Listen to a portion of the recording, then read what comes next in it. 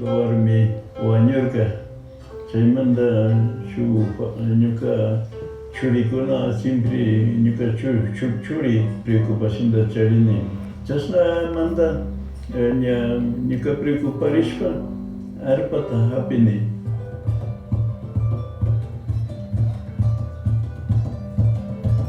Cuando hay un acto, cuando hay rituales, sí se siente.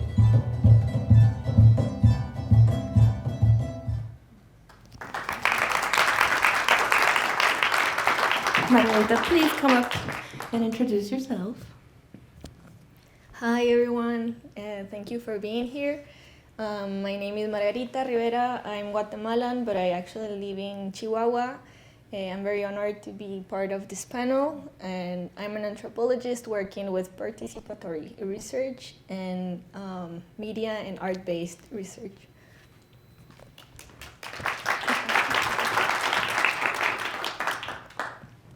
Ella es Margarita Rivera, es una guatemalteca que vive en Chihuahua, es una antropóloga de profesión y estudia investigación participativa. Welcome, Margarita. Y luego from our very own frontera, Celina Galicia. Here's a quick 30 seconds. De nuestra familia de Femme Frontera, ella es Celina Galicia. ¿Tienes familia?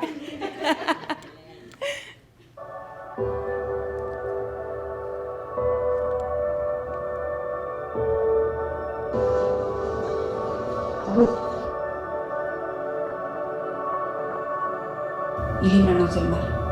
Amén.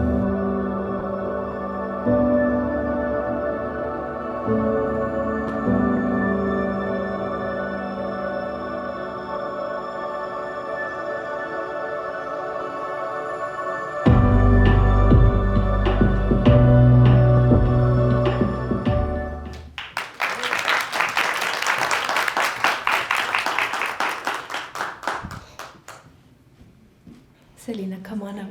You're fine.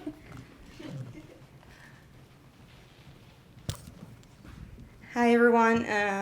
My name is Celina Galicia. I'm a cinematographer from the border, from Juarez, now living in El Paso. And yeah, I'm very happy to be here and share this space with so amazing women. Thank you. And our last fabulous human. Just remind me to do it right. Su nombre es Celina Galicia, es una cineasta de la frontera, originaria de Juárez y ahora vive en El Paso, Texas. Okay. Do-over. Our last favorite human is also here with us. See the yes. Here come 30 seconds. The project is to archive this place through the lenses of its people, through photographs, through films, videos, and most importantly, oral histories. A lot of folks who came to this beach may not have had access to media to document their experiences, but maybe have them in memory. It's important to preserve the history and memory of this land specifically, as it hasn't been documented very well in our own museums and archives here in the Valley. We're just trying in a community effort to build that archive for ourselves and by the community, for the community. All the way from McAllen, please welcome C. Ladies, I'm Díaz. I use they, them pronouns. I'm the co-founder of Enter Film Center, Regional Archive. I'm an artist, archivist, and filmmaker. Thank you for having me. Ella es Díaz, es fundadora de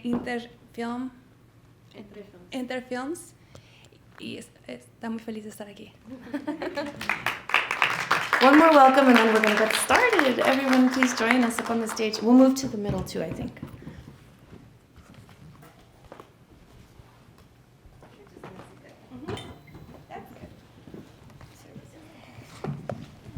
Oh, this is a lot of, like, adorable. So much light. Okay, please do, because if I get going, just stop me. Okay. I won't be offended. Welcome, everyone, again. Thank you so much. I'm Xochitl Rodriguez. I use she, they pronouns, as well as ella. And I'm really, really, really honored to be on this stage with these incredible people. I've met some of them and some only on Zoom, so this was our first weekend meeting each other. And I am absolutely thrilled after a preliminary conversation with everyone a week ago maybe to have this conversation now in front of all of you and with all of you. Was that good? Shorter next time.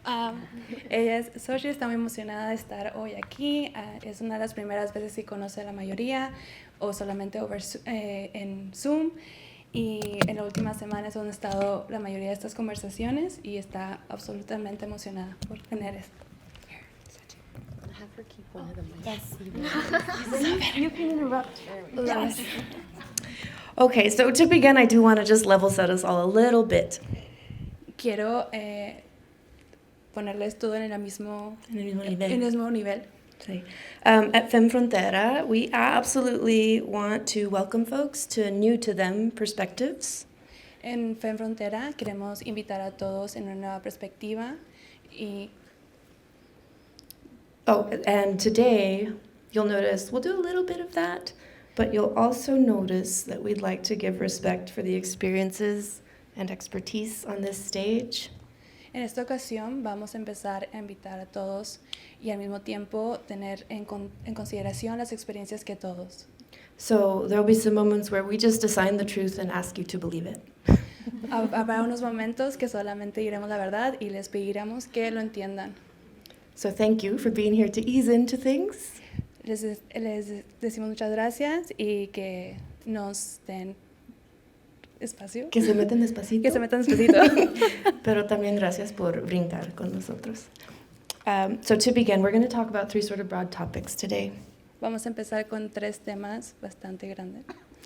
The first will be what it's like to produce a film on the border. El primero será cómo producir una película en la frontera. The second will be what ethical considerations any and all who tell stories should make when they produce films on the border or tell stories about a border. La segunda será acerca de la ética atrás de las películas y lo que conlleva trabajar en la frontera. And then the third, Femme Frontera loves to say we should tell our own stories. Y la tercera, a nosotros en Femme Frontera nos es muy importante compartir nuestras historias propias. But we know that others will continue to tell our stories for us. Pero sabemos también que va a haber otros que van a decir nuestras historias. So today we'll talk about how to work with those people. Hoy vamos a hablar de cómo lidiar con otros que quieran contar nuestras historias, porque siempre va a haber alguien que lo quiera hacer. Perfect. So the first truth I ask you all to believe is that not all Latino folks are the same. We are not a monolith, and we'll begin there. I'm going to scoot back. Para empezar, vamos a decir que no todos los individuos latinos somos iguales y todos somos diferentes. So my first question, and I'll have whoever wants to answer it begin. La primera pregunta, para empezar, is what does production maybe look like on the border? Let's start there. ¿Cómo es la producción? Vamos a empezar aquí. ¿Cómo es la producción aquí en la frontera? ¿Quién la quiere? Dale. Who wants to I start? think I can do that one. Celina's going to start. Well, so being here in the border, being a filmmaker here, it represents, like, for starters, being a female in the border, it's a different burden. I don't know if you want to translate that. Sí. Primeramente, ser una cineasta aquí en la frontera y ser una mujer cineasta es ya un peso diferente. And so being a filmmaker here, it represents like very different challenges, and mostly because all the topics are built here in the border, starting from violence in Juarez and migration mostly, and it's like a very huge topic, and it's seen around the world. En primera, todos los temas aquí en la frontera se dan la relación de migración, violencia en Juárez, son pesos ya muy grandes. And adding to that is the same barrier that we all have, being an immigrant, being a double nationality, being someone from here, from El Paso, that is willing to go to Juárez or maybe not. Un peso agregado sería la binacionalidad, que todos tenemos también. Sorry, can you repeat that? I forgot. Pues básicamente es como estas diferentes perspectivas que ahorita estábamos platicando nosotras, sobre todo como personas que a lo mejor sí pueden cruzar, personas que no pueden cruzar, o personas que están aquí en este lado de la frontera que tienen el privilegio de cruzar pero que a lo mejor no lo usan, es otra perspectiva totalmente diferente. I don't know if you want to translate that to English. Está bien, sí, okay, super.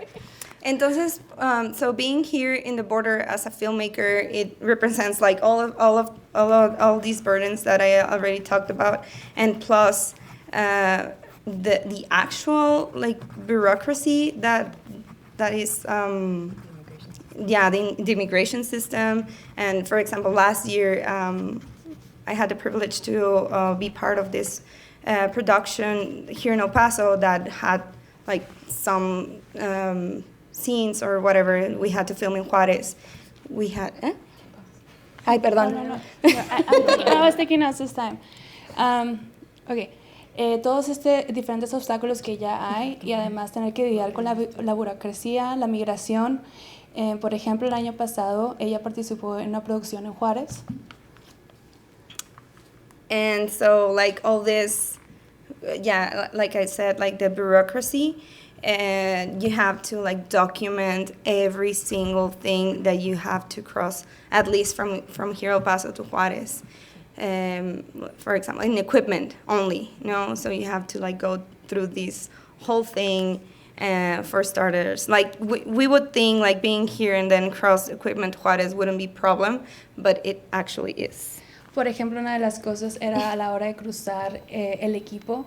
Uno pensaría que cuando estás cruzando a Juárez no necesitas especificar lo que estás cruzando, pero es todo un proceso que puede ser bastante burocrático y conllevado.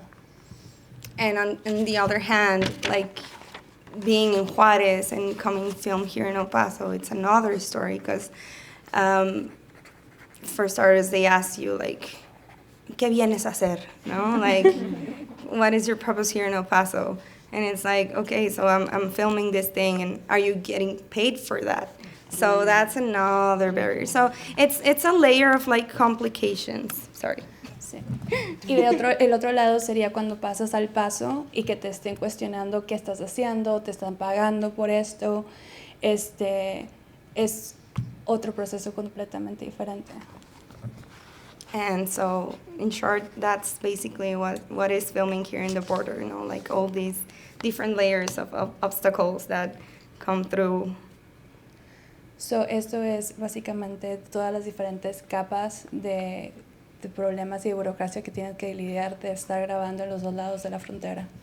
So I want to quickly, right, we're talking about post-production right now, but I think it's as important to talk about pre-production and, I'm sorry, we're talking about production. I think it's important to talk about pre-production and post-production in this conversation.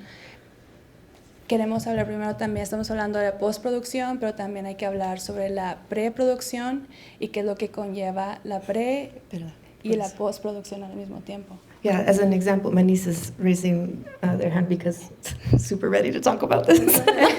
But when we look at projects at Femme Frontera and partners at Femme Frontera, we look deeply into whether their ethics and their values do align. And so this question already sort of tips us toward the second half of our panel, but pre-production involves some of that logistical, bureaucratic nightmare, but it also involves making sure you're in community working ethically and through a value system. Por ejemplo, cuando estamos hablando en proyectos, Femme Frontera siempre se busca la ética acerca de los dos proyectos y lo que implica trabajar con las dos partes. Manis está lista a hablar sobre este tema. Well, I think it's just complementing also what Celina is saying. I think I would say these, like I would dare to say these, where like pre-production would be the most work because that's where you start building relationships. And without relationships, you don't have that community that's being spoken about. And then your vision starts very narrow instead of complementing other people's like representation. I think Perdón. Pues, como Celina estaba diciendo, la preproducción más que nada es acerca de crear esas relaciones y crear la comunidad, porque sin esas relaciones no puedes empezar a trabajar y A trabajar y a complementar. a trabajar y complementar. Yeah, I feel like it's meant to be a response, right? Like you're Se supone que es una respuesta. not a prescription. You never come in prescriptively deciding this is the story and this is it. Yeah, and also like, sorry. Like just going back and forth at the border is a lot to consider it, like safety-wise. I feel that a lot of people who come external from the border, that come reading news and like wanting to do stories at the borderland, come with this idea that that it's kind of easier to go and do these stories, but there's a lot to think about, starting for militarization and starting from how we expose people we're telling the story about. And I think, sorry. Okay. Primeramente, por ejemplo, cuando la gente viene a la frontera de otros lados y no se da cuenta de la militarización que hay en nuestra frontera en temas de seguridad y lo que conlleva poder filmar en esta zona. This makes me think. Eso me hace pensar that maybe I would love to discuss. We're not a monolith, so each of us has a different experience with borders, barriers, geographic or other. Me hace pensar que todos tenemos una diferente perspectiva en estos problemas y hemos vivido cosas diferentes. So I actually, in a weird moment, I want to go in order and actually hear from each of us, not me, but you. Queremos empezar en orden, empezando por Margarita. I don't want to define the border necessarily, but I would like to share what you consider to be a border. Queremos empezar a compartir qué es lo que se considera ser una frontera. Okay, so I'm gonna do the Spanglish thing. So I didn't actually grow up here, and that makes my experience with the border very different from these women who were born here and. Por ejemplo, yo no nací, no crecí aquí en la frontera, entonces mi experiencia con la frontera me hace diferente al resto de las mujeres aquí en el escenario. But llevo experiencias migratorias. She has migrational experiences. My passport is from Guatemala, so that creates a first barrier in Mexico. Mi pasaporte es guatemalteco, entonces viene con una frontera con México. And there's a lot of, I have a visa and I cuento con las cosas burocráticas necesarias para cruzar a Estados Unidos. I count with the right visas to be able to cross to the United States. However, it's really tiring, emocionalmente muy cansado lidiar con el maltrato y la xenofobia de tener que cruzar por tierra al menos.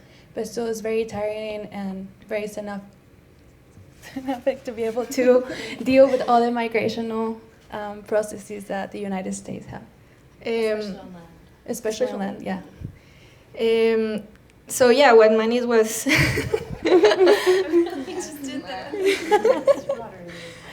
what Manis was saying about the militarization of the border, I actually have my own strategies to deal with that. For example, I do not show them my Mexican residency when I go through this military checkpoint.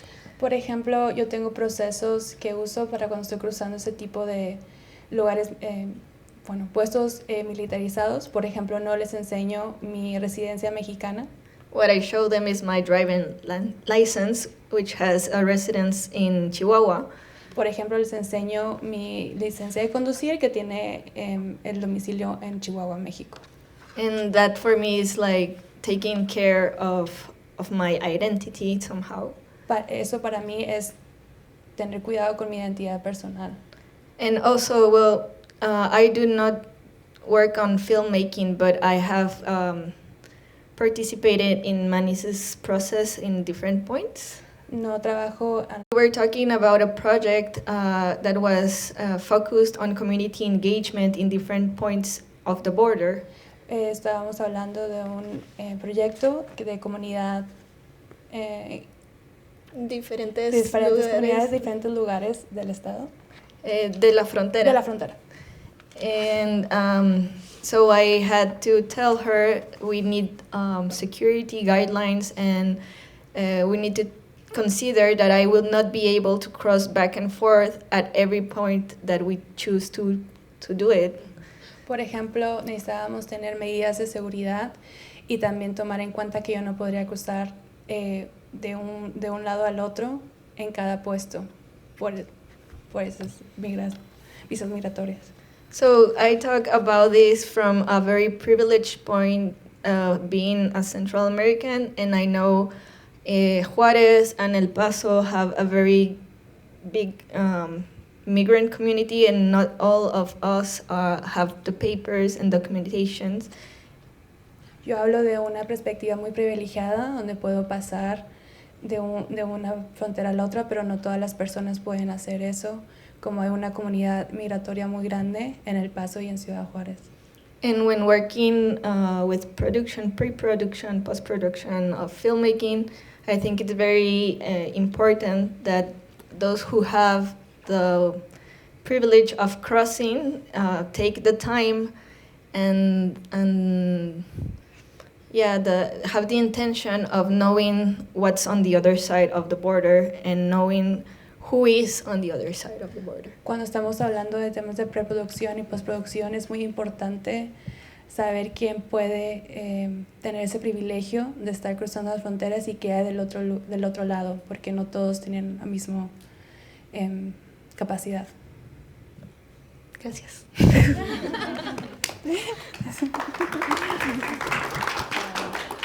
What was the question? So the question. Sorry, I just got so Thank you. invested. No, it's Yeah. beautiful. Yeah. Thank you. I think this lends a strong and grounded voice to the reality, right? Like Celina spoke about specifically what it looks like for a Juarense who has the opportunity, or an El Pasoan who has the opportunity to sort of move back and forth fluidly through this region. Celina, por ejemplo, tiene la capacidad de una juarense del Paso también, que tiene la capacidad de ir a un lugar al otro. But this perspective is important not only for folks that aren't from a border, but even for fronterizos.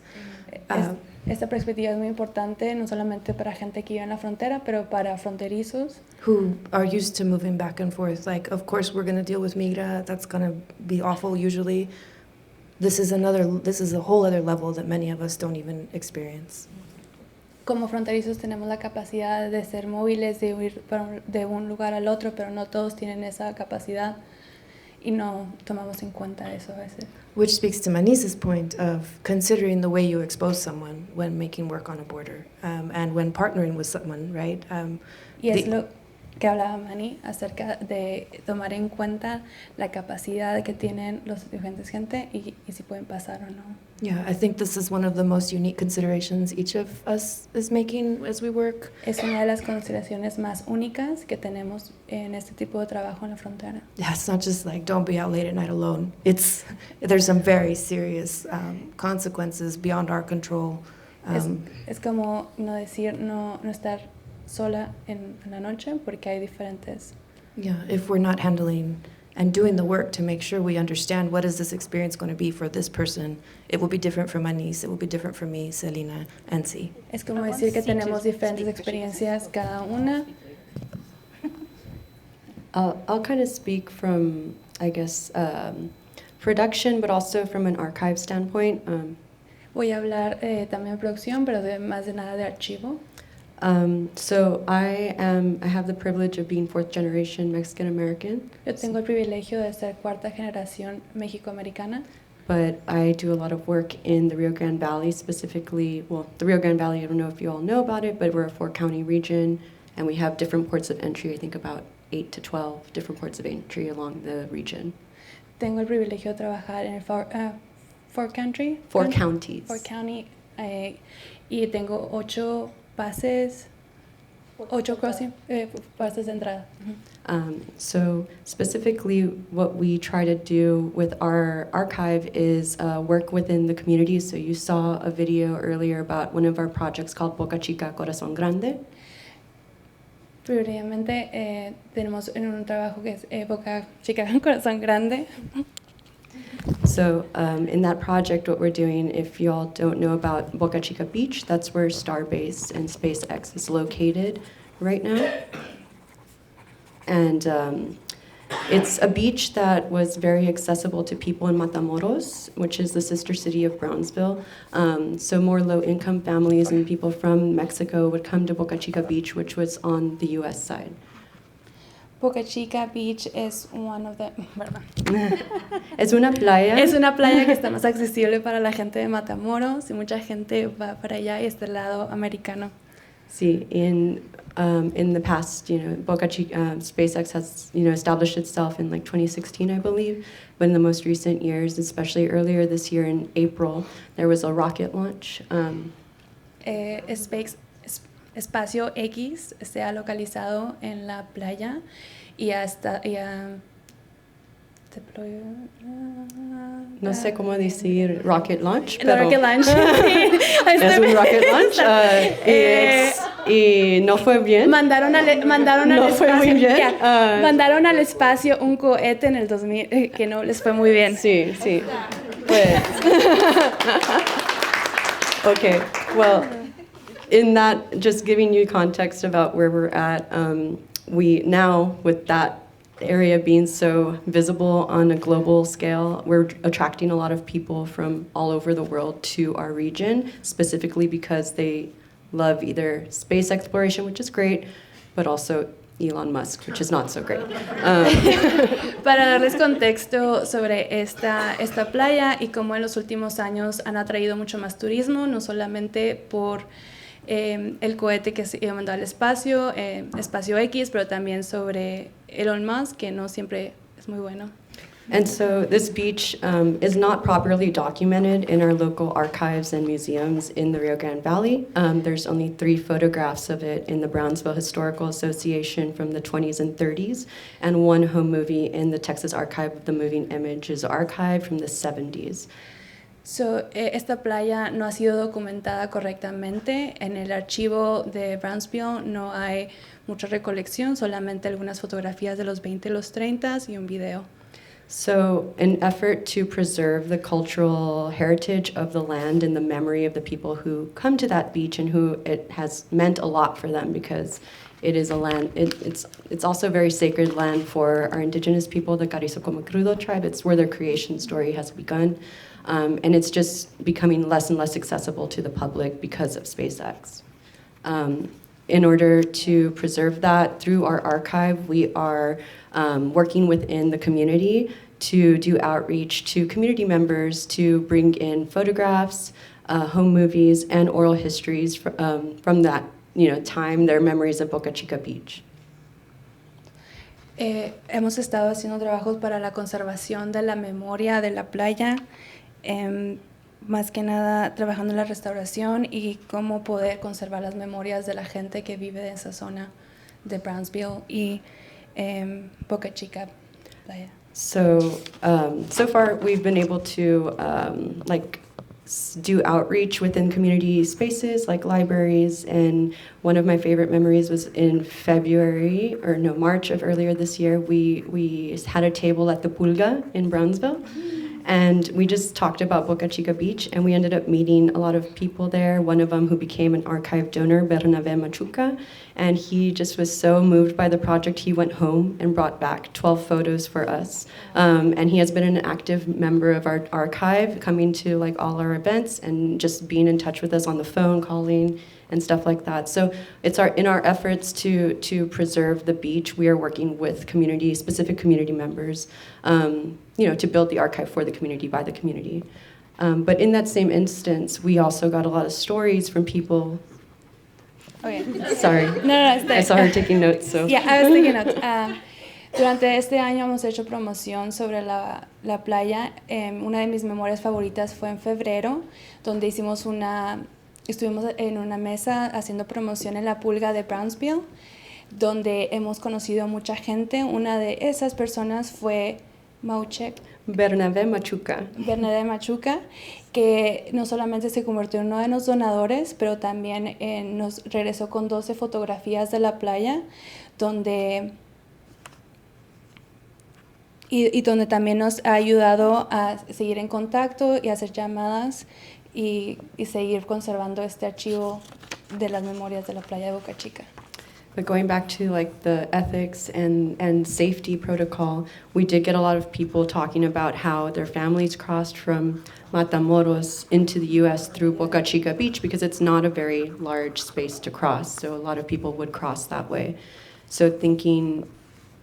Hablando de las cosas de la ética y también sobre la migración, conocimos a mucha gente que hablaba sobre cómo sus familiares cruzaban por Boca Chica, porque es una zona que no hay tanta seguridad, y cómo ellos, es su proceso migratorio. So ethically, in our archive, we work with community members to build the space and to record these memories. But in that sense, these are things that would probably remain anonymous, obviously, to protect the safety of these individuals whose we want to know those stories and we want to preserve, and they're very important to our region, but our utmost importance is the safety of their community and those our community members. Hablando en la ética, cuando nos comparten esas historias, obviamente queremos las historias, pero también tenemos que conservar la seguridad de esas personas y no vamos a identificarlas por nombre, pero al mismo tiempo sabemos lo importante que son las historias para nuestra comunidad y lo hacemos de la manera más éticamente posible. Just real quick, are you working on the Brownsville side only, or are you also crossing to interview community members on the other side? Or like relatives, right? Because I'm sure families are shared. Estamos hablando sobre esto, ¿solamente estás en el lado de Brownsville o también del lado de Matamoros? It's our dream to start working in Matamoros, in Reynosa, in Progreso, Camargo, Miguel Alemán, like all of those communities. It's just a lot about creating those connections with community members who do have family over there. We have not yet gone to that space, but we try to do Playa Bagdad is the other side of Boca Chica, so that's where we are trying to get over there. Yeah, so that's a goal for the future, but we're slowly building that relationship right now.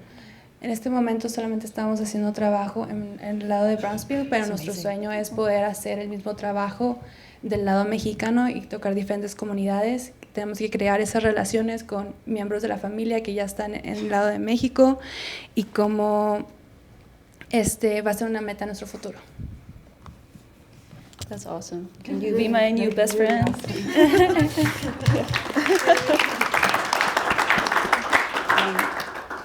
From my own experience, so I'm what's considered an anchor baby. Back in the 90s, I don't know if it's that common now because the current policies. How you name yourself again? Oh, an anchor baby. Anchor baby, sorry. Back in the 90s, parents used to drive through the border, privileged parents used to drive through the border to have the newborns. En los 90 se usaba mucho que los papás manejaran del lado mexicano al Paso a tener sus bebés aquí. Se llaman niños ancla. So it was always with the possibility of us growing up and asking them to have residence and having a better future.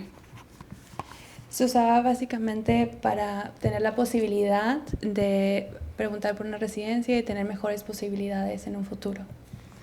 Well, I'm in my 30s, and I haven't been able to ask my parents to come to the U.S. because you have to earn a certain amount of money yearly to have them here. And I'm a filmmaker, and my brother is a circus member, literally. So he goes to circus, so that's probably never going to happen. Bueno, estoy en mis 30 y para poder darle la residencia a tus papás necesitas tener un cierto ingreso y no se ha podido todavía. Por el momento yo soy una cineasta y mi hermano es un miembro del circo, literalmente. So my brother and I technically are the ones with this privilege. My brother has never wanted to move to the U.S., so that ended up being me the only one that decided to migrate to the United States. mi hermano y yo tenemos ese privilegio. Mi hermano nunca ha querido vivir aquí en Estados Unidos y yo soy la que está viviendo aquí. With this process of migration, I started getting questioned a lot, and I started also questioning myself about my sense of belonging. Should I keep talking? Okay. Durante estos procesos migratorios me he estado cuestionando mi sentido de permanecer. And throughout the process, I have met more people in similar diasporas, because not diaspora is the same. Every experience, Mexican American, Ecuador American, Guatemala American, like all these experiences are so different, from undocumented people to DACA recipients to like people with paperwork like me with like binationalism or dual citizenship. Okay. Durante estos procesos migratorios me he cuestionado y he visto diferentes diásporas entre personas, por ejemplo, binacionales, personas DACA, guatemalteca americano. All the diasporas that Todas are las there, diásporas, that they encapsulated us in this bubble of you're a Latino. Sí, todos son. Todo lo que somos latinos y como... Yeah. But that's just a bubble. There's a whole difference. Like there's others. There's some people from the Latin American diaspora that don't identify as Latinos because their context and their identity informs otherwise. También toda la gente que está fuera de estas diásporas y que no acaban en estas burbujas, que no se identifican como latinos y que están con otras identidades. Yeah, you're doing good. Great job. With that said, I just wanted to add some context because I am allowed to cross back and forward. I am what's defined as fronteriza. I can navigate both sides and be sort of like a chameleon. Por eso quiero preguntar acerca de, por ejemplo, yo soy lo que se define como fronteriza. Puedo cruzar de un lado al otro, no tengo límites a la hora de hacer eso y lo que conlleva. Because I grew up with a paperwork that legitimized my body to be in both places. Porque crecí con los papeles necesarios para ser en los dos lados. Sí, para ser legitimizada en los dos lados. With that said, through the years, border policies change, and sometimes they don't update you. They don't update official like websites. They don't say it on the news. They don't say they constantly update policies for you to cross. Generalmente siempre estos procesos migratorios se están actualizando y a veces no te dan las actualizaciones ni siquiera en las páginas de internet y siempre son cosas diferentes que uno no se lo espera. So we're talking from the bureaucratic side of the struggles of, as a person who has this fluidity of like crossing back and forward, there's a starting point of those like things you have to keep in mind and be ready to try to prove yourself in the US and in Mexico to cross. Estamos hablando del lado de la burocracia, de cómo tenemos esta fluidez de poder cruzar de un lado al otro, pero al mismo tiempo te mantienen teniendo que demostrar poder pasar en los dos lados con diferentes tipos de papeles y requisitos que tienes. Before, you used to be able to cross with a U.S. car to Mexico with a Mexican citizenship for longer periods of time. Now, they force you to pass as a U.S. citizen and pass through a migratory process to be able to bring your car to the U.S., to Mexico. And that's in the aduana. If you go to Mexican consulates, they tell you otherwise. I would strongly suggest if you need permits, go to the Mexican consulates because they're nicer, more friendlier. Yes, that's cool. Okay. Antes se suponía que cuando cruzabas la frontera con un carro americano podías pasar con tu ciudadanía mexicana, pero ya no es igual. Ahora te te forzan a pasar con tu carro americano como americana y los tiempos son diferentes. También puedes ir al consulado mexicano, donde también a veces son más amigables, pero también es otro proceso bastante largo y sí, Tedioso. Tedioso y costoso.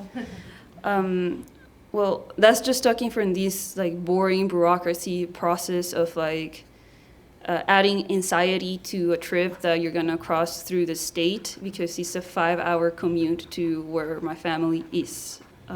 So with that, is thinking about if you have the right paperwork, you have the right original paperwork, the copies, if you know who you're gonna encounter that's gonna question all that, and you have to be ready to prove yourself. Estamos hablando de todo el lado migratorio, de cómo es agregar mucha ansiedad a un viaje de 5 horas donde mi familia está, tomando en cuenta con quién te puedes encontrar, qué papeles te van a pedir, qué requisitos van a sacar en ese momento. So we're adding that side of the bureaucracy part, but now we have to think about violence. I always say, I think I mentioned to Celina earlier that like I feel that even if I'm here working professionally and doing all these like things, like I always feel that Chihuahua pulls me by the feet back all the time.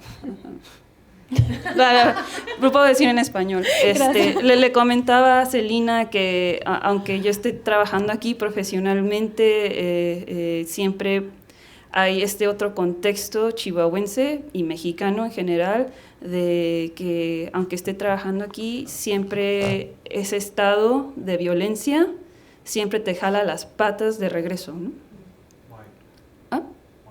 Why? Because we are in a drug war. We're in a war on drugs. We are looking at femicide range. We're looking at forced disappearances by the military. We're forced disappearances by the federales. We're looking at a lot of situations where maybe if you're not out there as much, you're not seeing, but in a moment where you decide to go outside, you might find something you don't want to.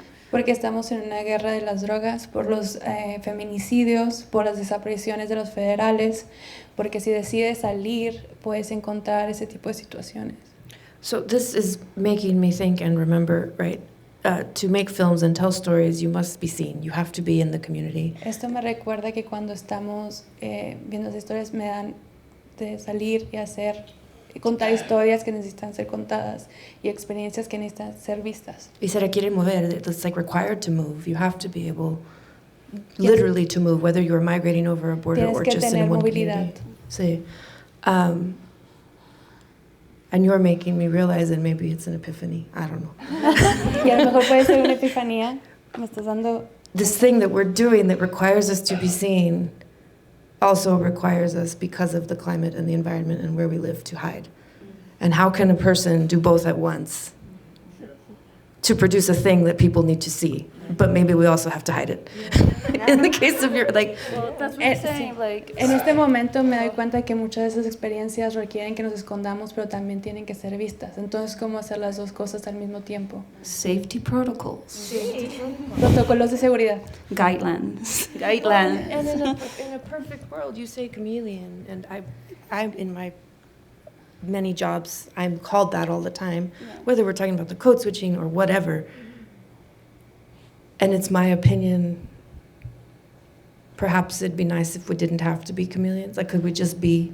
En mi trabajo me llaman camaleón por lo que puedo cambiar de código de uno al otro, pero también porque tenemos que ser así. I have 2 points just because of what just transpired right now. Tengo 2 puntos sobre eso. First is Primero, that it's important that like organizations like Femme Frontera and like just being able to commune and talk about this stuff is very important. One thing about safety protocols, thinking about that and going back to making films here, whether you're from the border or any border region or coming from the outside trying to make a film about the border. Primero que nada, tenemos que tener estas conversaciones como con organizaciones como Femme Frontera. Y segundo, en los protocolos de seguridad es seguir haciendo películas aquí en la frontera, si eres de la zona fronteriza o si vienes de fuera, es seguir produciendo? We've been having conversations about establishing a sort of protocol or manifesto or something that each border community, along these areas can have, and where it can be a point of reference for filmmakers, not just filmmakers that are there, but filmmakers who are coming in, to help them navigate these things a little bit more intentionally, ethically, safely. Estamos hablando por crear un manifiesto para los cineastas que vienen, que sea no solamente éticamente, pero que sea intencional y que... Safely, con seguridad. Y con seguridad. So yeah, I think this is an important conversation to have, and something that we can all work together to create, and that's why having these types of conversations is important. Esto es algo que podemos crear y es importante tener este tipo de conversaciones para poder lograrlo. I have something to say about it. Well, as of right now, I've been through these. I'm a filmmaker and I want to film in Juarez or vice versa. Thankfully, there is I think it's developing right now. There is a strong filmmaking community here in the border. Eva. Tengo algo que decir. En este momento, aquí en la frontera, hay una comunidad que se está desarrollando. And I'm speaking only for this specific border. Y solamente estoy hablando de esta frontera en específico. Right now, there is a strong link between Drew Barrymore, because, he's the film commissioner here in El Paso, and Xochitl, which is the film commissioner in Chihuahua, who is in Ciudad Juárez. En este momento, las organizaciones del Paso y de Chihuahua están teniendo bastante comunicación y participación juntas. So right now, it's easier. I'm not saying it's easy, but it's kind of easier to do these things you're saying. Like, if you're a filmmaker in McAllen, for example, if you want to come to Juarez and film something, you can get in touch with the film commissioners, and not to do propaganda or anything like that, but they're honestly, they're very helpful, and there's something that is happening from maybe 2 or 3 years now, so it's very new, and they're in constant communication. They make things very easily. Those things that I spoke earlier about, the crossing even equipment and all that kind of stuff, in the Juarez side, he makes you those processes even easier, and even people from other parts of the United States, if they want to cross to Juarez, he tells you what documentation you have to bring and all that stuff. So that's developing right now. En este momento se ha estado desarrollando de una manera más fácil el poder colaborar entre la frontera. Por ejemplo, el comisario del cine de McAllen te ayuda a la hora de estar pasando equipo y saber lo que necesitas tener para poderlo hacer. Y no estoy diciendo que es fácil, pero se está facilitando bastante. That's good to know. Yeah. So, Drew Barrymore and Barrymore. That's what she said. I was like, Drew. What's his name? What's his face? Drew. Are you here? No, he's not here. Drew. Drew Barrymore. Good luck, sir. Señor Drew. You know who I'm talking about. He was earlier today. Yeah. He gave us drinks. He gave us lunch.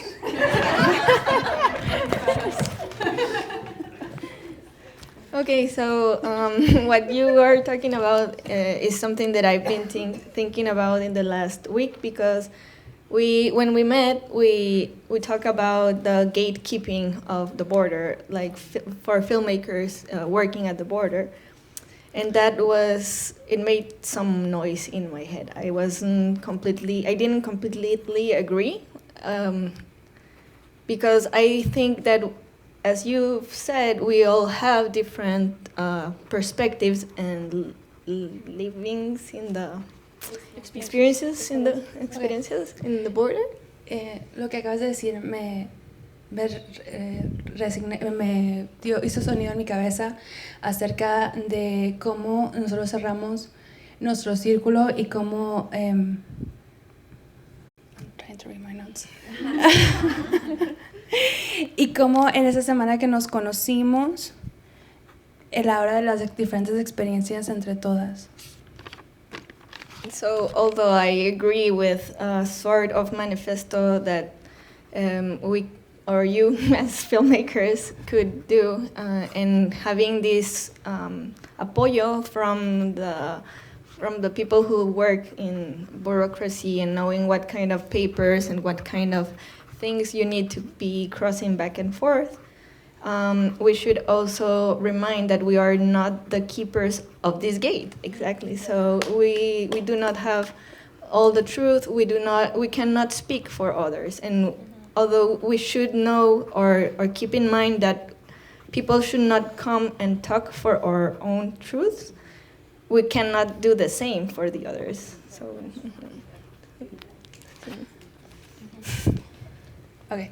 Estoy de acuerdo acerca del manifiesto de los cineastas y cómo esta burocracia se ha sido más fácil, y al mismo tiempo cómo nosotros no tenemos ese papel de ser los resguardadores de estas entradas. Tenemos que saber que no podemos hablar por otras personas y al mismo tiempo no cerrarnos en esa manera. Just to close it, so I think it links a lot with the ethical part, because talking or listening to those experiences that are different from ours is really valuable, and we should keep in mind not to re-victimize those stories, but empower them, and that means giving the microphone and listening. Esto mismo lidia con la ética y cómo no tenemos que revictimizar a las personas y darle el micrófono a ellas. Yes, totally agree with all of that. I think I just wanted to clarify about the manifesto situation, because Solamente quiero clarificar acerca del la situación del manifiesto. calling it that now, it's sticking. because like I was talking about Boca Chica earlier. We like manifesto. Yes, we're all down for the manifesto.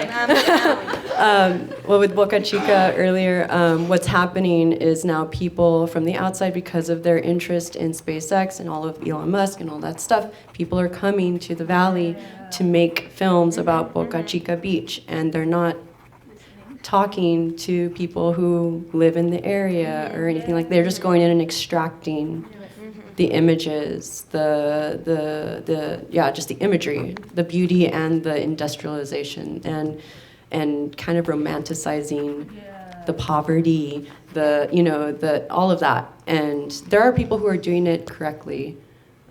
Okay. Respectfully. Por ejemplo, cuando estábamos hablando de la gente de Boca y cómo viniendo gente de afuera que están hablando de Espacio X, de Elon Musk, y cómo están hablando de las personas que están ahí, su pobreza, y cómo están romantizando esas comunidades. So there are people, and we're happy as Entre, as an archive, as a film center, as a resource to those people who are interested in making films about Boca Chica Beach. They come to us, thankfully, because we have this project now, and they can find us and be like, oh, I need to talk to you. So it's really nice when we're encountering people who are being respectful about going about telling the story, because we're not trying to not let people come in and do that. It's just do it with intention and be in community with the people who are there. No estamos ahuyentando o quitándoles el acceso a estas comunidades, pero estamos viendo que lo hagan de una manera respetuosa, y es importante cuando ellos van y nos buscan, como la organización que soy parte de, en vez de entrar e irse. En vez de entrar y aprovecharse de sus comunidades. So this is brings us sort of around, right, to this piece of Femme Frontera's mission, which is to uplift stories from the regions that they live in. The stories, where the stories live. Esto viene acerca de cómo Femme Frontera, nuestro propósito es levantar y celebrar historias de nuestra comunidad. This is it's a sticky conversation. I think we all know we have entered some space with colleagues who, you share this mutual respect with, and one thing, either direction, is doesn't sit right based on your personal feelings, experiences, knowledge. Como sabemos, esta conversación puede ser bastante difícil y pegajosa porque todos hemos tenido conversaciones con otros colegas donde la conversación no va al lado de nuestras opiniones y se puede tornar un poco más difícil y un poco más sí. I see it as a kaleidoscope, right? The border communities, and for lack of a better, Latinidad, is as much a kaleidoscope as the planet is. Yeah. So, in thinking of Entre, in thinking of Femme Frontera, and all of the organizations I know everybody is working with, it becomes obvious to me that it is even more crucial than ever that organizations like Femme, like Entre, that started in these communities by community leaders, people actually navigating everything we've been talking about, are more vital than ever. Por eso me lleva a cabo que organizaciones como nosotros, como Femme Frontera, como Entre Nos, de que este tiempo es muy importante y necesitamos poder estar hablando de nuestras comunidades y nuestras historias. Not to gatekeep, right? But to, if we're already doing it, does anybody else really need to come do it? Could they actually do it better than we could? No queremos resguardar nuestras historias, pero también tenemos que poder compartirlas nosotros, porque si no lo hacemos nosotros, los demás no la van a contar como nosotros. Right, here, if it's a discovery of an idea, it's only because some new layer on the outside of many other layers that your life has given you because you live here has bloomed. Por ejemplo, son demasiadas capas donde tú ves introspectivamente entre tus propias capas y ves las demás y todo está es orgánico, it's an organic process where un proceso orgánico. I think it's important to be uncomfortable with someone who's had an idea and it's the first layer ever of that idea, and then they find the money in a community more wealthy and resourced than ours, and then we have to welcome them and help them, making none of that money, while not being sure if the people that they're speaking with, the community that they're visiting, is safe due to the blind spots we know they have. 100%. That, I agree, no gatekeeping, but I also agree, let's be very honest about what you're doing here and the role we can play and the role we won't play. Right. ¿Qué me dijiste? See, when we talked last week, you called it a manifesto, long game manifesto were your exact words. Es muy importante estar incómodo y tener este tipo de conversaciones, porque si no, alguien con más dinero, más posibilidades va a llegar a esta comunidad con sus ideas y va a tener esos espacios ciegos donde no conoce lo que nosotros conocemos. No es acerca de resguardar nuestra comunidad, pero al mismo tiempo tener en consideración las experiencias que hay. So this is another moment where I hope you all will just accept these things as true.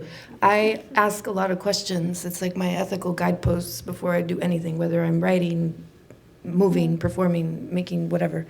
Es parte de mi proceso ético el estar haciendo muchas preguntas acerca de lo que voy a hacer, si estoy escribiendo, si estoy relacionándome. And Manisa and I talked about this because we both led some grant writing workshops earlier this year. First question, of course, is do I have any connection to this idea and story, or did I just see it float by and decided I should grab it and make it mine? Por ejemplo, una de esas preguntas es, ¿yo tengo participación en esto o solamente es algo que lo estoy agarrando y no me pertenece? So, Manisa, I know you're already going to go. I want your questions to be the truth that we give people. Of course, I'm the question is true. I don't know if that's a thing. But if you all could share the questions, the guideposts that you use to check yourselves, because I know that all 5 of us are checking ourselves still all the time. Si alguien pudiera compartir las preguntas que te haces para hacerte un chequeo de cómo estás haciendo las cosas, un chequeo personal. Yeah, so first and foremost, like I learned these from a very awesome journalist called Daniela Rea. She gave a workshop in investigative journalism. Que esta pregunta la aprendí de una periodista que es bastante asombrosa, que su nombre es Daniela Rea. Her work follows a lot of like the militarization for disappearances, violence in the entire country. Su trabajo, of Mexico, sorry. Su trabajo es acerca de la militarización y la persecución en México. So on that workshop, she kind of blew my mind with this question, like, what are the waters that you can navigate? En ese entrenamiento ella habló acerca de qué aguas tú puedes navegar. Yeah. And from there, she started stating to do an interview to yourself. Y ella empezó como a hacerte una entrevista a ti misma. And with that, it was just like asking, I have it written down. I don't have it like by memory, but I do have like this document that has like these very specific things that I always do before even starting like a whole project. It comes with the idea that's born. No tengo tan buena memoria, pero tengo este documento donde antes de empezar cualquier producción, antes de hacer algo, me las hago a mí misma.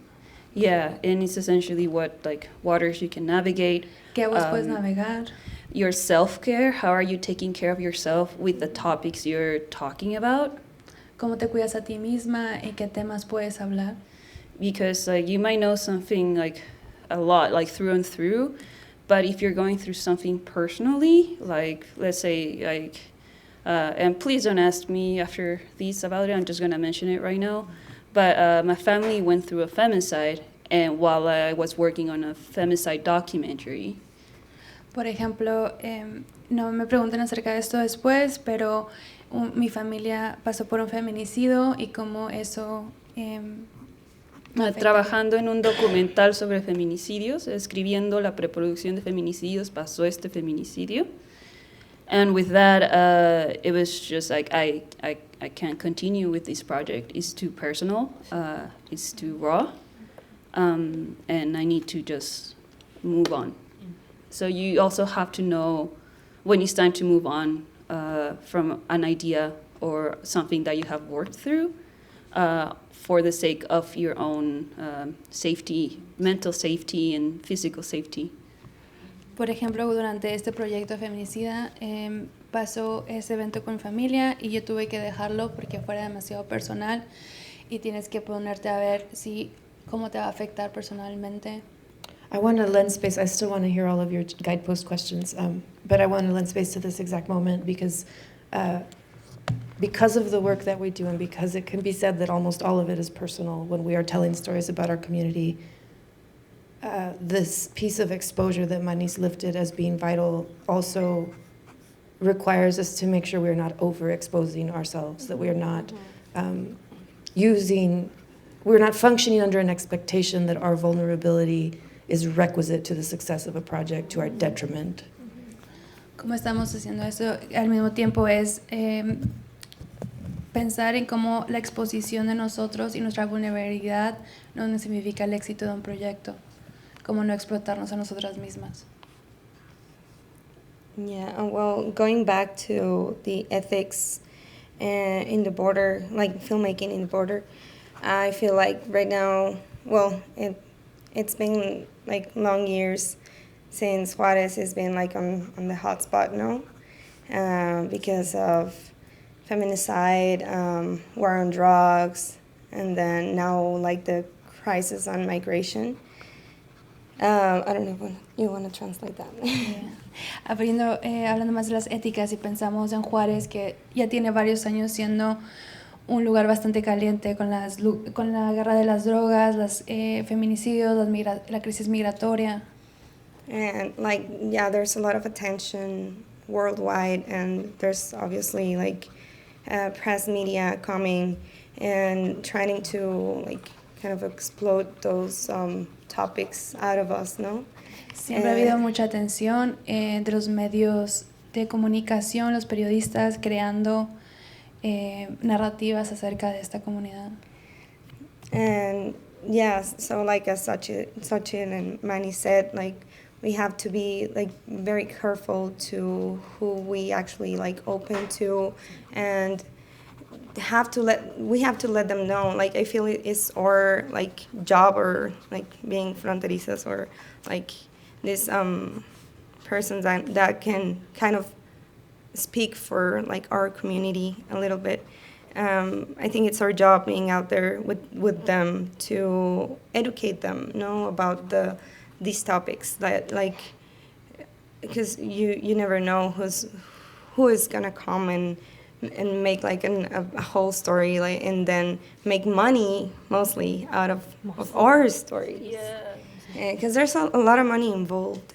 I'm sorry, go ahead. Hay que tener mucho cuidado acerca de cómo nos abrimos, de cómo hablamos, porque lo podemos hablar y educar a la comunidad. A veces lo que pasa es de que hacen dinero con nuestras historias y cambian el sentido de las cosas. I want to quickly say, right, like the goal is so important as one of the guideposts that we meet, and there is no starker contrast. If you are not from here and you're coming here and you take this story, your goal is to get it out and then make money and then you get funding for your next project.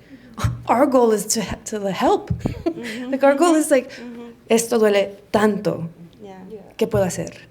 And that, I feel like when I'm going through things or I meet people who are visiting and they'd like a tour or they'd like to go here or there, one of my first questions is why? Why are you here?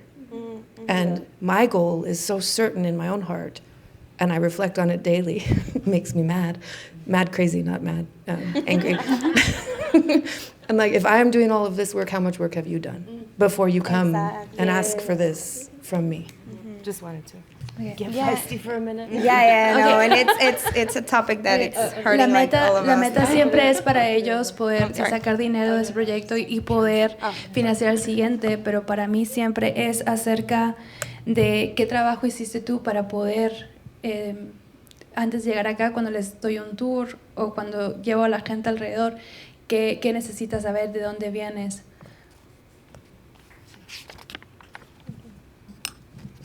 Voy a hablar ahora en español un poco.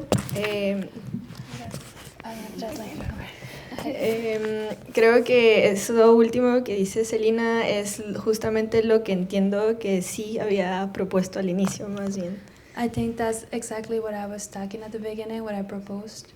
What Celina did. Y que creo que las preguntas que yo me hago son... Bueno, primero estar consciente que todo lo que hacemos tiene consecuencias. Absolutamente todo lo que hacemos, ya sea personalmente o en colectivo, va a tener consecuencias. So the first thing I ask myself is everything that I do has a consequences. So anything that happens, it has a consequence.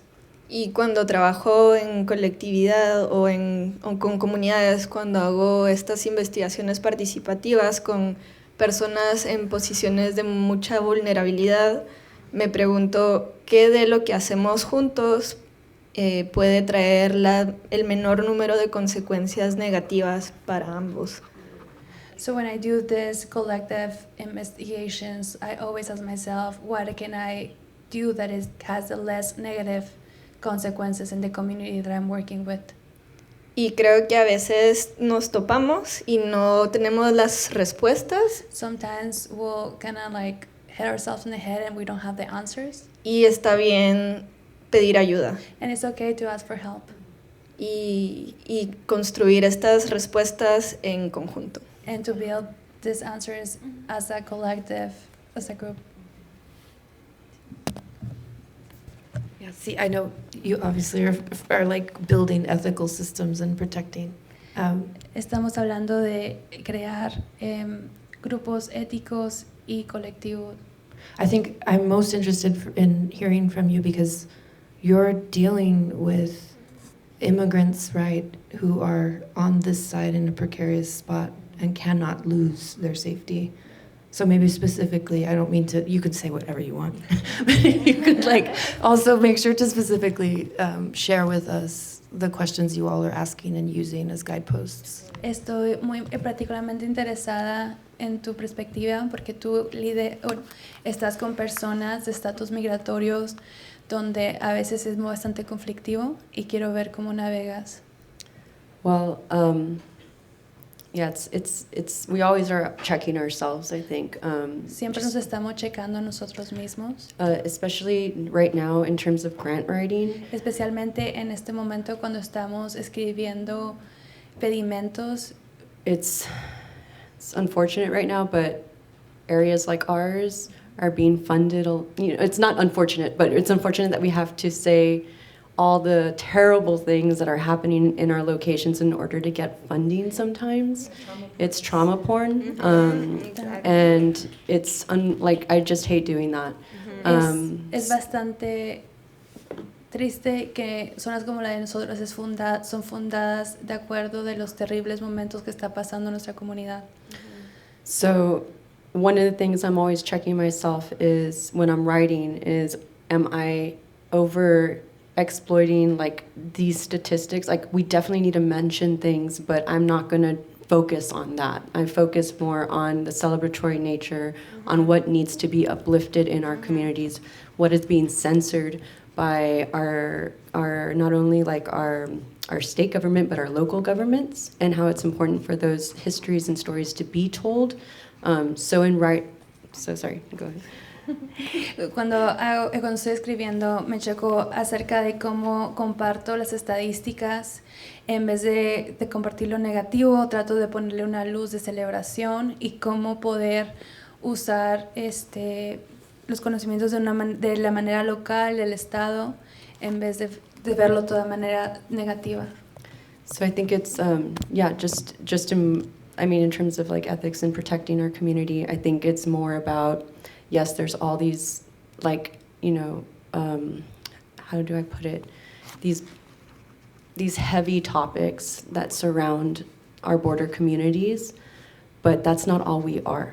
And it's important to open that up more for the larger like public to understand, because then we just become this focused stereotypical thing, and that is basically what we're trying to fight against. I mean, it's important that we tell our stories from here, but it's also important to broaden that scope of what those stories look like.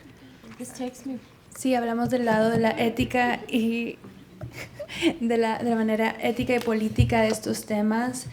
Es importante ver una perspectiva más grande y no asolarnos solamente a los negativos y lo que tratamos de compartir de nuestras comunidades.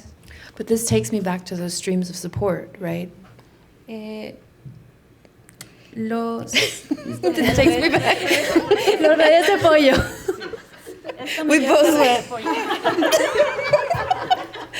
A lot of our brains are working right now. Really testing.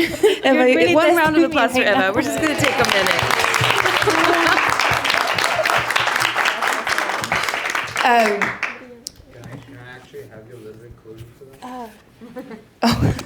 that? Join the party. It's the whole panel I'm now. trying to read all the lips, and try to. Every part of her brain is alive right now. It's taking me back to these streams of support, right? And I know that all of us have encountered the moment of seeking funding from outside support foundations, some of them with a deep history that they themselves are addressing internally right now.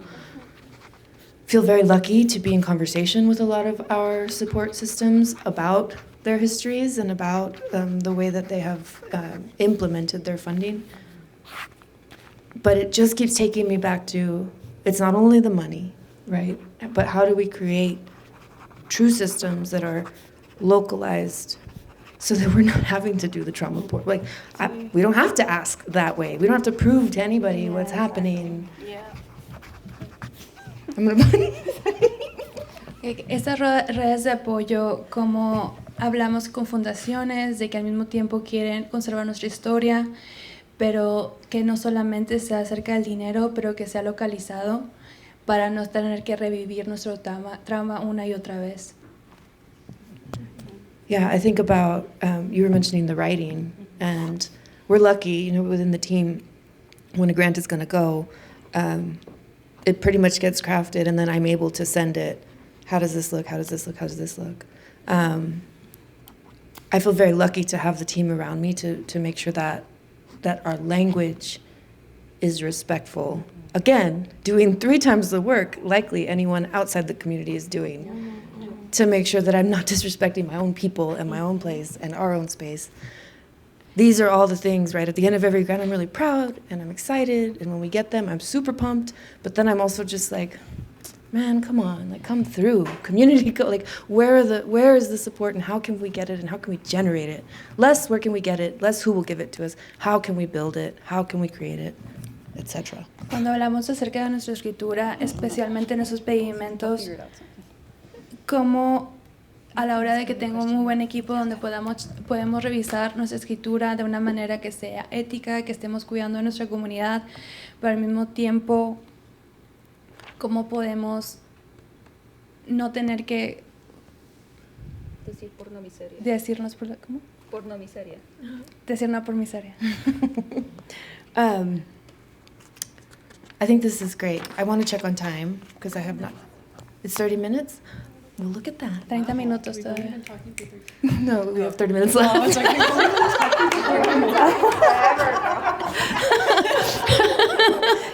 Welcome to Femme Frontera's informal panel. I do feel it. I think that's like a wonderful, that's a wonderful place for us to stop talking at y'all and to each other, and we would love to hear from you. Creo que es el momento adecuado para empezar a hablar con ustedes y que hayan preguntas del público. Sí, en español o en inglés, en Spanglish, no importa. En español, inglés o en Spanglish. Yo tengo algo que decir antes. Ándale. Bueno, no sé, pero lo voy a decir en español. Sí. Yo creo que ahora nuestro trabajo como creadores, es cambiar narrativas, ¿no? Estamos muy acostumbradas a escuchar esto como pornomiserias, traumas, tragedias, y yo creo que por lo menos, hablando desde mi comunidad y desde mi burbuja puede ser, están pasando cosas muy chidas, muy padres, y que a lo mejor de repente tampoco se visibilizan por el hecho de que hay otras cosas más pesadas pasando aparte. Sorry. Yeah. Go ahead. So talking as a creator that works here is really important to not only talk about our traumas and our tragedies, but at the same time visualize what our community is doing. Maybe I'm talking from my bubble, but there's a lot of awesome things happening and that need to be visible as well.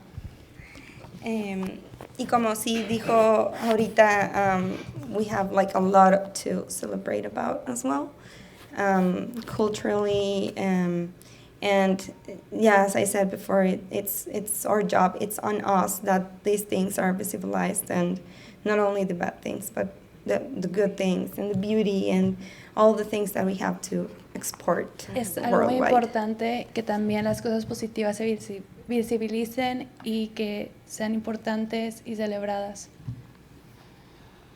As well as the bad things. Just kidding. Thank you. But also don't forget the horrors. Pero no se les olvide la frontera. I just want to say one sentence. I do think that. Sorry, I do. No. In seriousness, like I do think that we're so much more than a desert divided in two. Oh my So it's something that we just have to keep in mind, and it's just one region divided in two. So we just have to think about how we, in conjunction, work together to, become that one desert. Somos mucho más que un desierto dividido en dos. Y that was such a beautiful say that I like. Somos mucho más que un desierto dividido en dos, y los dos lados de la comunidad es muy tan importante. ¿Qué pasa? Que lo diga. No, solo quiero decir que somos mucho más que un desierto dividido en dos, y que entre comunidad colectivamente podemos encontrar historias que nos conecten y que nos complementen y que también nos ayuden a definir nuestro lugar de pertenencia y nuestro lugar de aceptación también, ¿no? Para mí, Manis, no sé si lo has escuchado, pero es Bajo del mismo cielo, Under One Sky. No. You've heard. We'll go to questions now. Anyone? Any question? Amada. One of the microphones, because I have. Okay. Yes. Thank you. Thank you. Please share your name with us. Yes. Hi, everyone. My name is Amala. Thank you all so much for this beautiful and incredible and much needed panel. You all spoke so beautifully. There's so much bouncing around in my head after this, and I'm going to be processing for a while.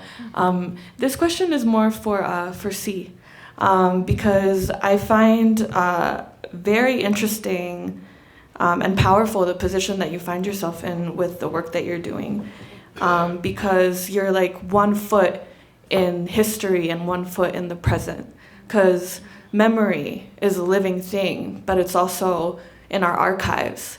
And I just want to know if you could share with us a little bit more how you find that balance to do that work, because, you know, more and more in Latin America, like it's something very much a part of culture work to preserve and be able to find these histories.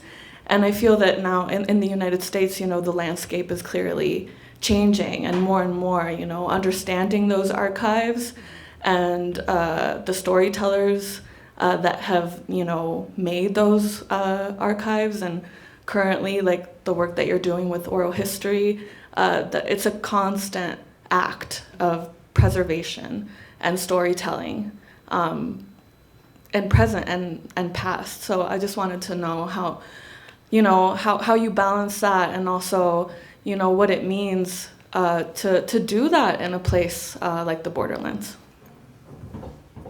Nice, easy questions. I'll let them translate first. Primero que nada, muchísimas gracias para todos los participantes a la hora de celebrar en este panel.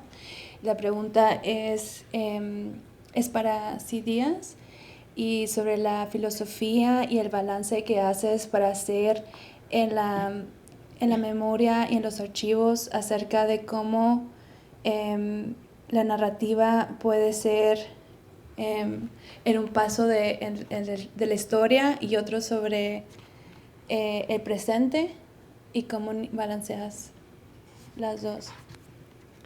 That is a big question, but memory work is so important. And I started as a filmmaker, but archives were always very important to me. And I think we kind of have this, me and Andres, my co-founder at Entre, we have this thing that we operate around, which is called a post-border world is possible. We think that our, yeah, Okay. I'll let you translate. En ese trabajo de memoria yo empecé como un cineasta, y yo y mi director hablamos de un mundo después de la frontera. ¿Después fronterizo? Sí. ¿Un mundo después fronterizo? Post-fronterizo. Post-fronterizo. Well, because,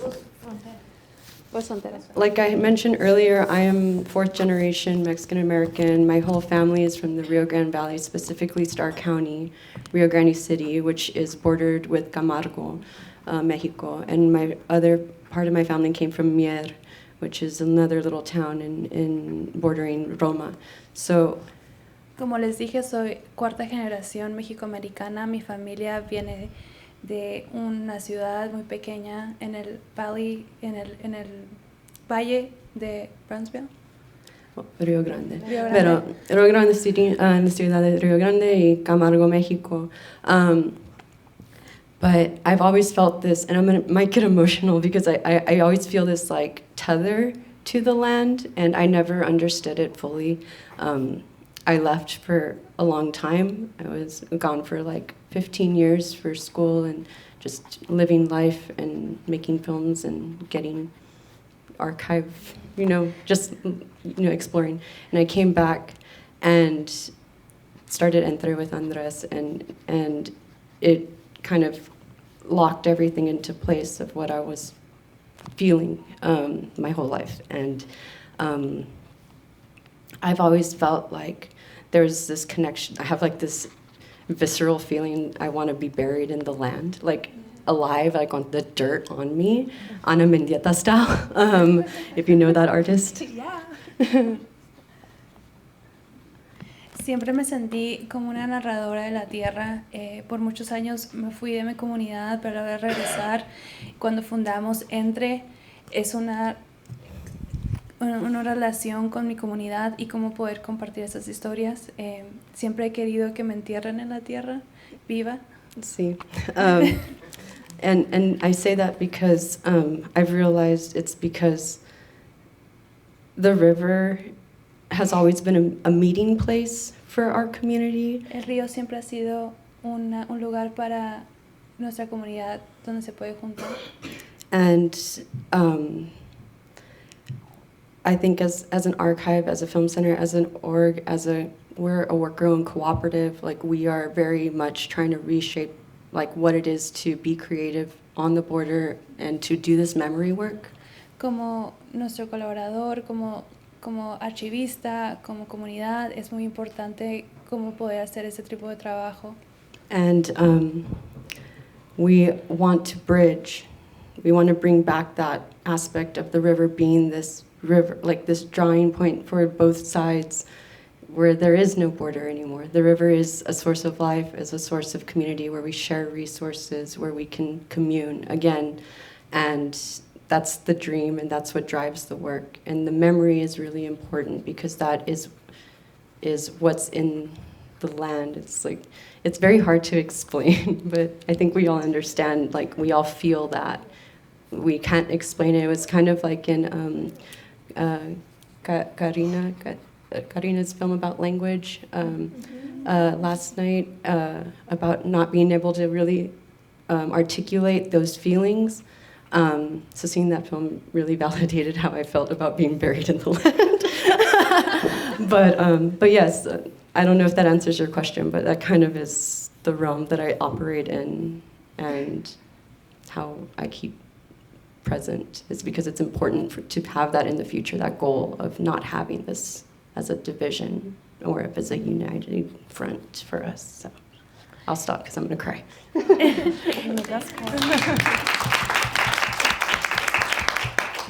Es acerca de continuar con esta relación en la tierra, que el río no sea una separación, pero un lugar donde nos junte como comunidad y poderlo volver a ser un centro comunitario para nuestra gente.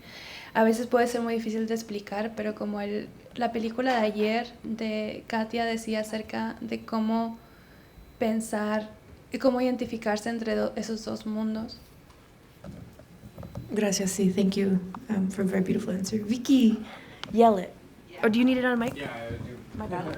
Sorry. Just kidding, I went rogue. Thank you.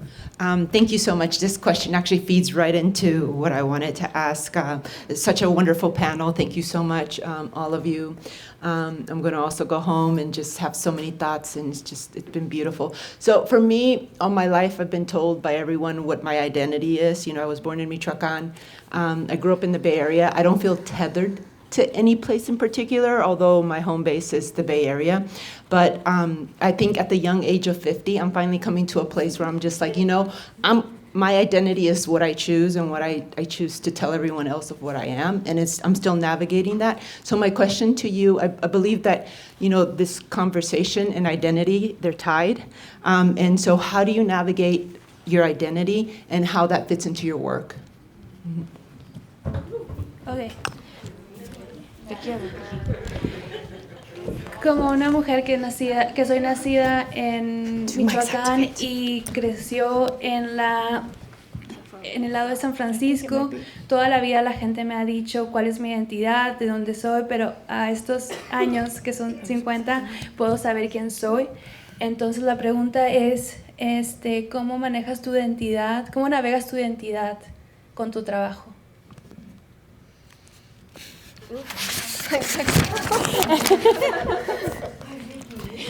Hi, Vicky. We all do. We all do. Sí, creo que hablábamos un poquito sobre las fronteras que se mueven con nosotros y que no están físicas y presentes ahí. So a little bit that we talk about the borders that move with us, that kind of like go with us. Y la pregunta de la identidad es algo que se va reconstruyendo y nos acompaña todo el tiempo también. And the question about identity is something that gets rebuilt and at the same time go with us. Para mí, estar en Guatemala significa un vínculo y estar en Ciudad de México significa otro vínculo y estar en Chihuahua significa otro vínculo. So for me, to be in Guatemala is like like a relationship, and then being in Chihuahua is another one, and being in Mexico is a different relationship. Y siento que esta es una pregunta que nos hacemos, bueno, por lo menos las personas que estamos lejos de donde nacimos, nos hacemos constantemente en dónde cabemos y cómo nos configuramos. I think for the people that we live far away from where we were born, this is a question that we ask ourselves a lot, and that where we fit into.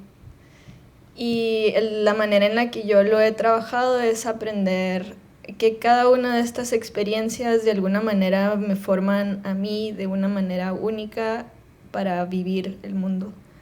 So that's kind of like how I learn is about how I fit them, is about those experiences, what it makes me, and how I grew into them. Y solo para cerrar, el video, la película del lenguaje también me resonó mucho porque es esto de cómo no somos nada y somos muchas cosas al mismo tiempo, o no somos suficientes y somos todo, pues solo hablábamos del lenguaje, pero se vive en muchas otras cosas. So the movie about the language, para cerrar, ¿es en inglés? Para cerrar, for closing, the movie about the language is about like how sometimes we are enough, but sometimes we're not, or how sometimes we're not nothing and everything. And nothing and everything. For me, it's hard because it's a duality you exist on. So Esta es una dualidad en la que existimos. So like me answering in English is like an identity speaking for itself. For me answering para mí para mí responder en inglés es una identidad. It's okay. Eva, you're amazing. Okay. Yeah, you're doing a great job. But if I answer in Spanish, I would have a more complicated answer to you. Pero si respondo en español sería una respuesta más complicada. Because my first 18 years of life, 17, 18 years of life were in Mexico. That's like specifically from Chihuahua. That's my culture, Chihuahua culture. Por los primeros 18 años de mi vida fueron en México, especialmente en Chihuahua, donde es mi cultura.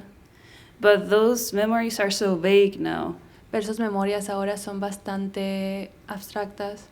I continue forgetting like old sayings. Continuamente se me olvidan bastantes dichos. Mannerisms. Modos, manerismos.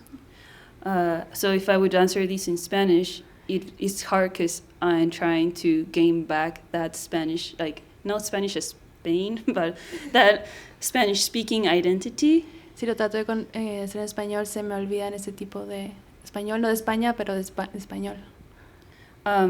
So like, I think that's one of the main reasons I decided to come back to this border life. Creo que es una de las razones por las que he decidido regresar a la frontera. because it's that constant like seeking of sense of belonging. Es el sentimiento constante de pertenecer. So I feel that this duality, and some people have way more dualities, like more than duality, like quadrality. Yeah, stuff like that. No es ni siquiera dualidad, pero Did we invent it? Yeah. Okay. Multi-identidades. I don't know. That like I really am in awe of the people who had to go through that. Like more speaking towards like the migrant communities nowadays. Like what I'm going through, I feel is like a small piece of like sand on the ocean of many others. But I do like the way I navigate is just like continuously questioning myself, and being patient with myself, and understand that this is also part of Chihuahua and this is also part of the U.S. Siento mucho respeto a las comunidades migratorias. Por ejemplo, lo que yo he vivido, siento que es un grano en el océano para lo que otras comunidades migratorias han tenido que experimentar. Sure, yeah, that's fine. I think my identity lives in the absence of so much. My tongue was taken from me when I was 8 years old. I had to move from Lamar Elementary School to Mesita Elementary School. A decision my mother made to make sure I had access to a top-tier education program, and that I didn't have access to where I was. But overnight, I stopped speaking Spanish. And so I make the joke that when I speak in Spanish, I sound like I'm 8 years old. Unfortunately, it's not a joke. It's like legitimately the truth. Mi identidad fue robada cuando tenía 8 años a la hora de cambiarme de escuelas, donde dejé de hablar español a los 8 años. So, yo hago la broma de que cuando hablo español hablo como una niña de 8 años.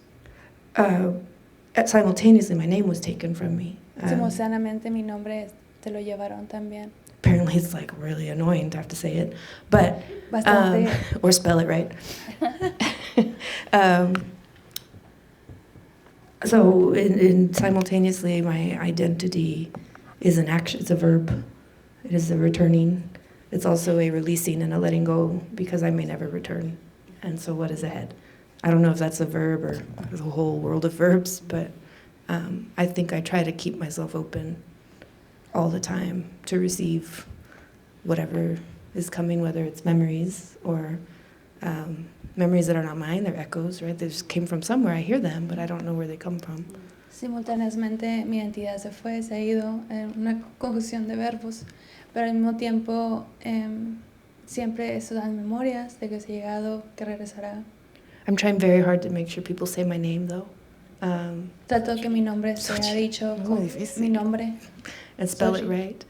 It's in the email. Está el correo. And I think also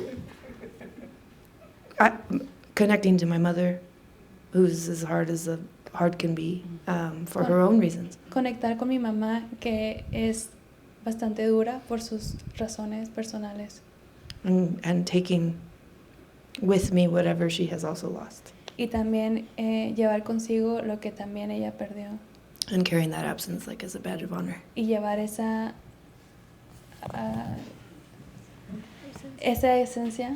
ausencia.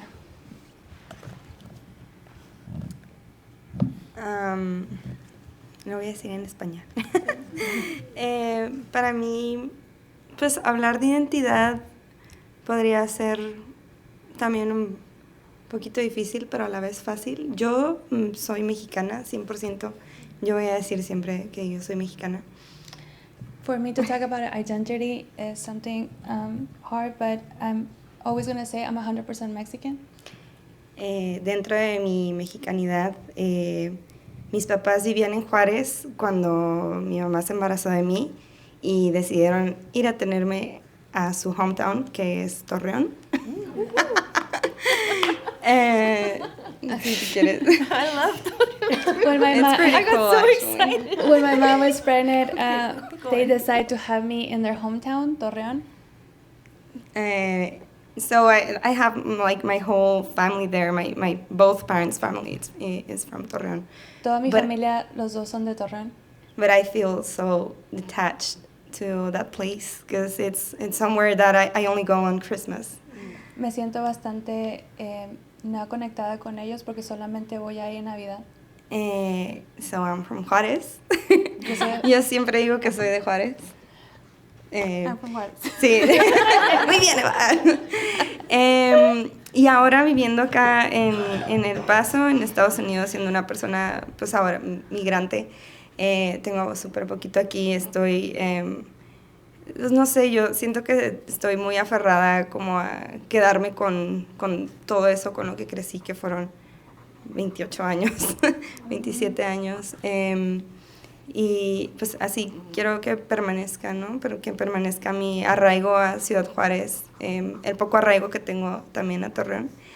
Pues ahí sigue mi familia, mi abuelita todavía vive. Y sigo yendo ahí y sigo descubriendo cosas sobre este lugar que me parece fascinante. So my I've been moved recently here to El Paso, so I want to keep my attached to Juárez and to Torreón as I discover beautiful things there and my identity still being Mexican. Yeah. Y bueno, creciendo en Juárez, habiendo nacido en Torreón, también representó, pues hubo un poquito de xenofobia, ¿no? Y hubo pues bullying por toda esta migración que hubo de Torreón a Ciudad Juárez, que venían a trabajar a la maquila. Entonces, pues toda mi infancia yo oculté súper que pues yo era de Torreón, ¿no? Porque me da vergüenza. Y todavía. No es cierto. No. I'm proud of Torreón.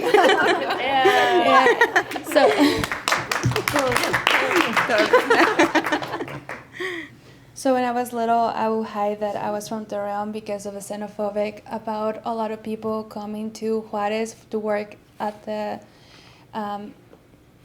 Maquila at the factories. At the factories. But now I'm proud of it. And so I'm still trying to discover this Torreonense identity. I'm on that process. I think I already explained. Oh yeah, that's true. It seems like not again. Do we have 5 minutes? We have 5 minutes. I was going to say, do we have one question? And then you said we have 5 minutes. Jackie. Yari. Oh, sorry. Thank you. Okay. My name is Jackie Barragan, and thank you all for this beautiful panel. And I posted this and hopefully tagged most of you that when women get together, we make positive changes in the world, and it's revolutionary. So it's just amazing that we're able to spend our Saturday doing this. My question is, especially for the filmmakers, for Manis and Celina, but I'm open to hearing the thoughts on the other women. I was thinking about how we've been quadrupled colonized, and violence is, unfortunately, a harsh reality. Like even just thinking personally, growing up with a family lineage that had to deal with generational sexual trauma, rape, alcoholism, misogyny, and then understanding how that plays out in the macrocosm and how we see it reflected, the way people are treated here on the border, the way migrants are treated when they cross, and the shooting that happened in El Paso, where this person targeted Mexicans. And I was working on a project to talk about that shooting, and but it's a very difficult thing to balance because someone like Charles Min, who sensationalized that violence and in his documentary created that trauma porn for people to consume. My question is, how do you think we can balance shedding light on this violence, shedding light on it without sensationalizing it and doing it in a way that's respectful? think she's gonna translate. I'm sorry. Para una tierra que ha sido 4 veces luz acerca para poderla presentar. Yeah, so the mass shooting that happened here in El Paso hits very close to home because a lot of the victims were from Chihuahua City and from Ciudad Juárez. We never really thought how direct affected us until like one of the victims is a sister of a friend. So I even consider myself of like, how are we gonna document actually? As a fellow recipient from last year's Femme Frontera, we thought about that being one of the stories that we wanted to cover about her. She mentioned that, and I'm just saying from her own testimony, she mentioned that so many outlets reached out, so many filmmakers reached out, and like it was just too overwhelming because they were like hawks wanting to hunt for that story. She never really, I'll let Eva translate. Cuando fue el tiroteo, fue muy cerca de nuestra casa. Muchas de las víctimas fueron de Chihuahua y de Juárez, y cómo nos afectó esa tiroteo fue después del hecho. Por ejemplo, una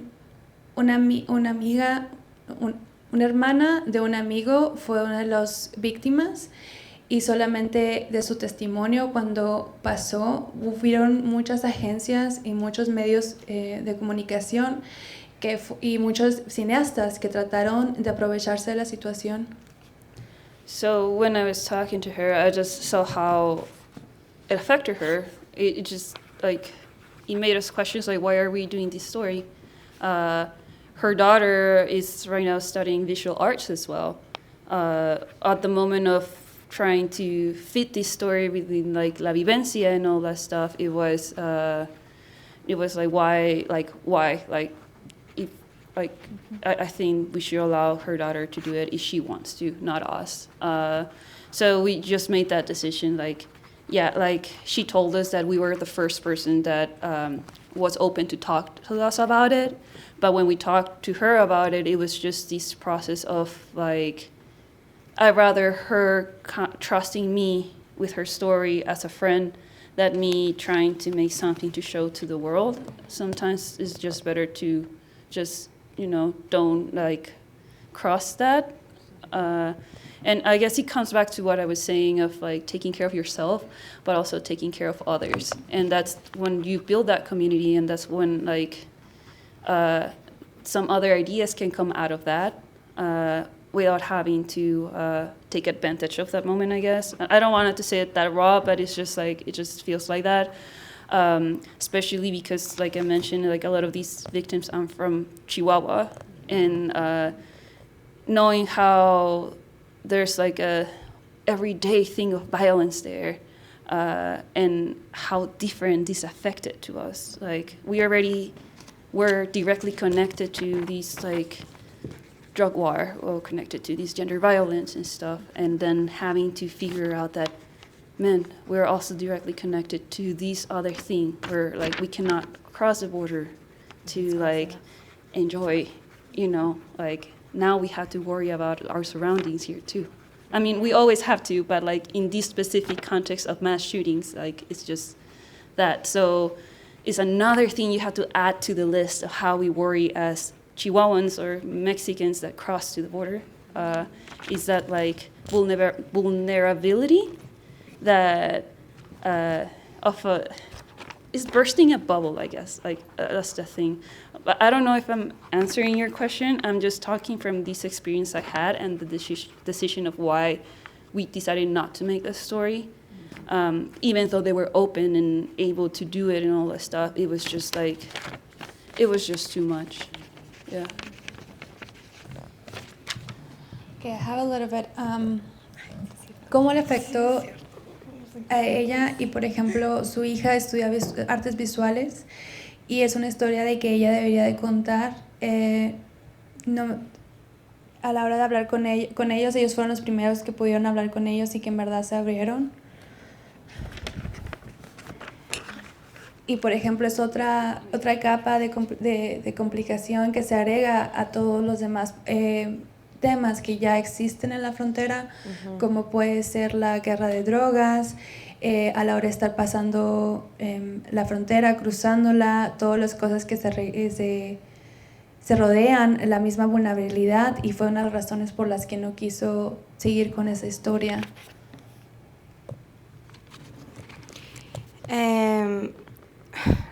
It's kind of hard to answer this question because I'm going through something like this right now. I'm like trying to tell a story without like ser amarillista, ¿no? So this is something that I'm going right now. Oh, perdón. Sí. No, está bien. ¿Sí es en inglés? Sí. ¿Es en español? En I forgot pronunciation. ¿En qué idioma estamos? En este momento es algo que estoy experimentando para no ser amarillista a la hora de contar una historia. And I don't know, I feel like it's something that maybe we have to like explore talking to our subjects about. Like, es algo que tenemos que hablar con nuestros personajes acerca de y cómo hacerlo. Honestly, I'm not a documentarian. No soy una documentarista. Pero like also like speaking about like this violent topics in fiction, it's also hard, no? Like you have to be like very careful because you don't want to be like this sensationalist. Se me cruzan los cables. Pero yo creo que sí es como también importante, como mencioné hace rato, no solo hablar sobre estos temas, sino hablar sobre otras cosas también como ayuda, o hablar sobre los temas pero desde como otra perspectiva. I don't usually talk about those topics, or sometimes I do, but with a different perspective about like how to help from another angle. And so that's where we're at. I just would add quickly, I never have used even images unless I understood the goal of the image. Exactly. And I think that moment, having done some work in my former life, in that week, it never came to mind unless someone asked, please tell this story for me about this thing that just happened to me.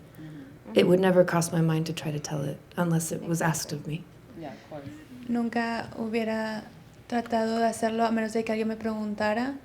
Cuando grabo trato de tener un porqué a la hora de grabar y no solamente por. And one more thing, this is like in general, like this is something I've been trying to impose on my work, I guess, is always have a conversation with the people you're telling a story about on how they want to be represented. Eso es algo que trato de poner en mi trabajo, tener una conversación con la gente que está involucrada y cómo quieren verlo. Yeah, like this is part of like the interview you do to yourself. What are your biases? What do you believe on, and what's gonna kind of infiltrate on your idea of the project, and how can you come less unbiased, like really come with open ears about it, and even if you walk in with your bias, still be able to question it and still be able to walk in with someone even if you don't agree with a person.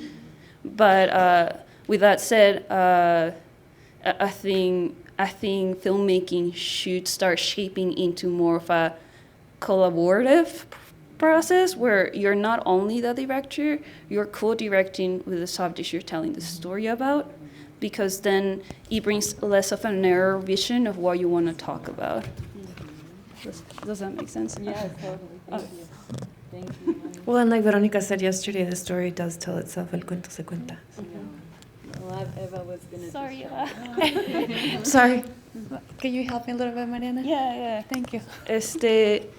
Lo que yo decía era que lleguemos a tener conversaciones con los personajes de las historias que queremos contar en el documental y escuchar cómo quieren ser representados.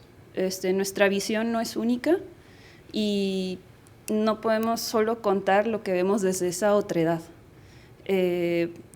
Pienso en esta misma autoentrevista donde tú te preguntas cuáles son tus juicios, tus prejuicios y cuestionarlos para poder llegar lo más imparcial posible a esta conversación, porque va a haber momentos en los que no estés de acuerdo y eso puede también un poco ensuciar un poco cómo conllevamos esta historia, pero creo que la prioridad siempre va a ser escuchar, callar, escuchar y ver cómo estas personas quieren ser representadas en lo audiovisual, ¿no?